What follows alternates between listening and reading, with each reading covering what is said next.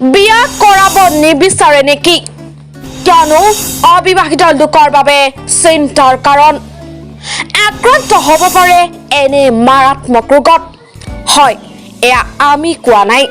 এই খবৰটো ক'ত প্ৰকাশ হৈছে জানিবলৈ ভিডিঅ'টো সম্পূৰ্ণ শেষলৈকে চাই থাকিব বিয়াক বহুতে কয় দিল্লী কা লাড্ডু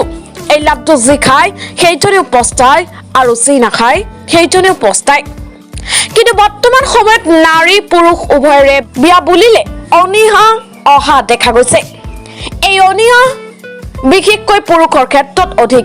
কাৰণ পুৰুষসকলে ভাবে যে বিবাহিত পুৰুষৰ তুলনাত অবিবাহিত থাকিলে বহু সমস্যাৰ পৰাই হাত সাৰি থাকিব পাৰি এনে প্ৰচলিত ধাৰণা আছে যে যিসকলে বিয়া নকৰাব সেইসকল সমাজৰ আৰু সংসাৰৰ নানা দায়িত্বৰ পৰা আঁতৰি থাকিব পাৰে কিন্তু ই মাতি আনিব পাৰে ডাঙৰ বিপদ ইউৰোপিয়ান ছ'চাইটি অফ কাৰ্ডিঅলজি আৰু জাৰ্মানীৰ বিশ্ববিদ্যালয়ৰ চিকিৎসালয়ৰ ৱেজবাৰ্গৰ কম্প্ৰিহেনচিভ হাৰ্ট ফেইলাৰ চেণ্টাৰত শেহতীয়াকৈ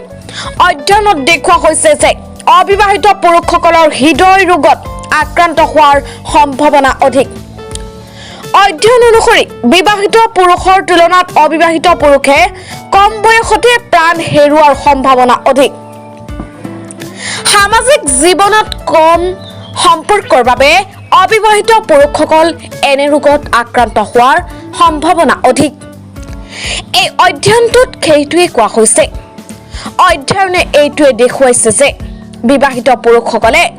গুৰুতৰ জটিল ৰোগত আক্ৰান্ত হ'লে